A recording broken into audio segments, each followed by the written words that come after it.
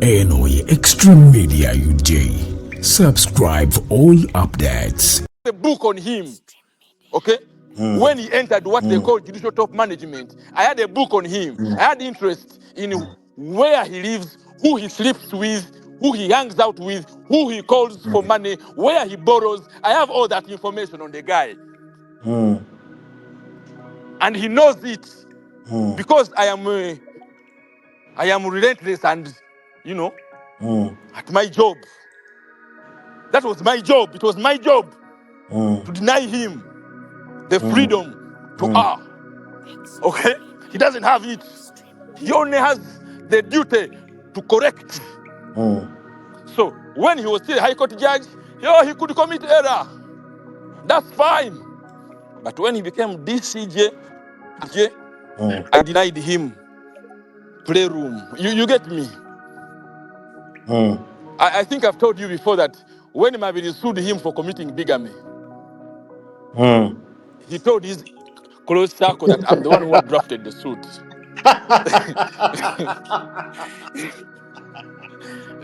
I had forgotten that Mabiri filed such a suit. Yeah, Mabiri filed a case against him on about 4 counts of lying to women, promising them marriages. No, actually, for him, he conducts fake marriages. It's on record. Mabiri wrote charge sheet. You, Winnie Dolo, being married to so and so through the church, you lied to this one and committed, went through ceremonies. Was Mabiri self-representing? Was Mabiri self-representing? Yes, of course, as usual, in usual style. Count 1, count 2, count 3, count 1 marriage, fake marriage with this one. Count 2, fake marriage with this one. Count 3, fake marriage. It killed his game. Since then, the man just hated us. These bagandas who can't get their name out of my mouth. If it wasn't for Museveni being president, we would be dead. I can assure you. I can assure you, because the man ended up having a brigade. You see, there's a case we are doing against him, against Sebaduka. He used his own personal guard. He used his own bodyguard to chase a court user out of court premises and pick him up, abduct him and bring him and put him in a cell, which isn't he. Wasn't Sebaduka the one sent to prison? Yes, but before he was sent to prison, he was abducted on the command of the Chief Justice. Wow. Arrested for a week, incommunicado, on the command of the Chief Justice. So, yes, maybe even that you can add, because we got an affidavit from Sebaduka, and he can't answer it. It's on record in the East African Court of Justice. The government of Uganda has no answers to those things because they concern him. It must be his affidavit or that of his bodyguard to deny. They couldn't deny. Isaac, I think you've litigated the point of love, as in this Kawanango relationship between you and the sitting CJ. I can't do it enough until you understand that it was my job. I am not a vengeful man. It was my job as CEO of Legal Brains Trust, judiciary watchdog. If we don't do these things, these judges can do worse. If we don't show them that they are Ugandans who don't sleep, the other Ugandans went to fuck and drink, have sex, and do everything, alcohol, steal money, while the rest of us said, tujja kwerumya. Ofisi yaffe tojja gikolera mu fujjo. Tojja gikolera mu fujjo. We shall build a record on you as you build a record on us. So that, as you have said, is a microcosm of our professional relationship. So the CJ, in inviting me at home, for those who didn't know, like Marema Bilizi and others, was being, apart from clever, he was being pragmatic in saying this man is an effective fighter. In fact, those were his words. You man, I'm congratulating you because you have taken our doctrinal wars. Because he now recognized, because I had campaigned, my campaign was heavily scrutinized. Everything I said everywhere was recorded, scrutinized in intelligence services and everything. So he had received a complete brief that I had told people, you people don't know the Chief Justice the way I know him. And he knew that that's correct. So he said, you man, you took our quarrels to the bar. Eh? You made yourself vulnerable and you emerged a winner. Everybody now in the bar knows me. You have told them, over it's my dirty linen. I'm very intrigued. I'm very intrigued. And he said, he said that even him when he was younger, he was actually like that. You know? You had that famous quote where he said, I think somebody asked him, if you were competing against Isaac, such a force, a hurricane force, what would have been your comeback to the bang the table phenomenon? Then he said, me, I would have immediately switched my slogan to overturn it, overturn the tables, and we laughed as we were, yeah. So basically, the tete-a-tete was necessary because the two of us have been soldiers. Soldiers recognize soldiers. Class recognizes class. Game sees game. Okay? Everywhere, it's a language of war. Not so mistake, sir. True. Yes. We are told of how in the First World War, Second World War, German soldiers and Allied forces could go and play football on Easter and Christmas. Okay? How they would do? They would permit marriages because they are both occupying forces in France. True. For indeterminate periods. Life must go on. They must be men, and the women in those places must also be women. So weddings have to happen. They must share churches. I like those stories. I like those biographical stories where the German forces have to respect the local parish calendar of marriages. An Allied forces commander is marrying. They finish there, they go. Then the enemy enters and marries. And there's an unspoken rule that we do not shoot. It is a temporary cessation of hostilities. Any parade engaged in civilian activity. If German forces are moving towards church dressed in ceremonial uniform, we don't shoot. We don't shoot. Because that's not a theater of war. So this wasn't a theater of war. I represent the man now. The man was saying, I must now meet you, and you must also now recognize that, Isaac, now you are in trouble. That's what he said. Now you're in trouble. Now you must meet me. Before you had many, you could do anything to me. But now,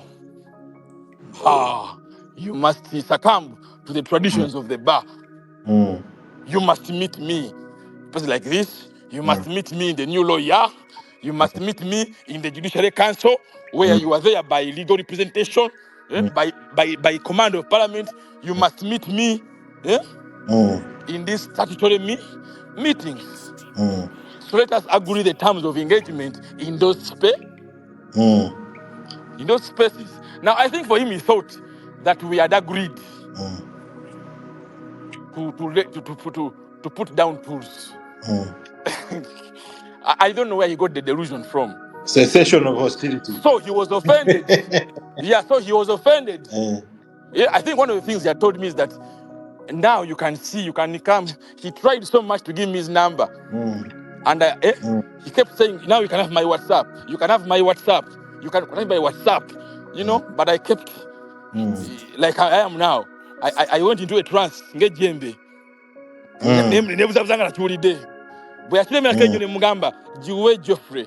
I came with a council member. Give it to him. I have no interest in it. Nengamane Jeffrey, now you write the number. You write it in your notebook. And I don't have it, I can tell you. I don't have it because I don't need it, because the Chief Justice showed me who will be his pole bearer. He gave me the contact of his pole bearer. I have it. He gave me the contact of his wheel bearer. You see, he's a very good man. On that we agree. We are two African people. On that we agree. We are both men of culture and polygamous men. On that we agree. Yeah, but on the business of the people of Uganda, then you should help we other are polygamous failing. men on matters of common interest. Yes. Anyway, so so they were there, to find those things and what. He has a beautiful wife, a very good motherly.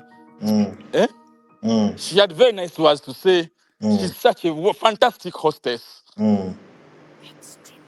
Yeah. A good memories. A good day.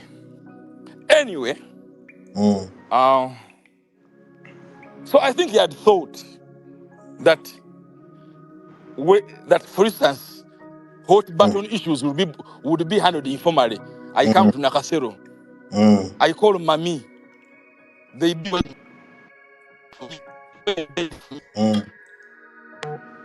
I think they are lawyers at that kind of relationship. Okay?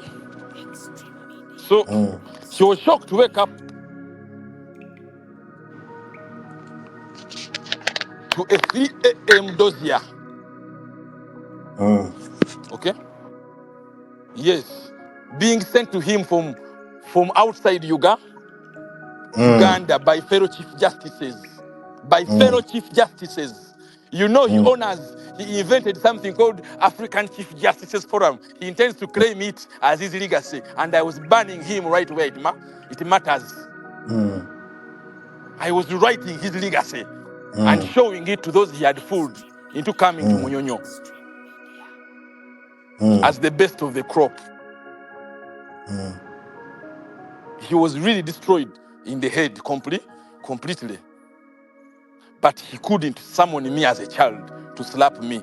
There's a senior lawyer who has put it very, very in good terms, but he has said that his problem is that he doesn't know that omwana atuka ngatocha sola mu disciplining anamboko.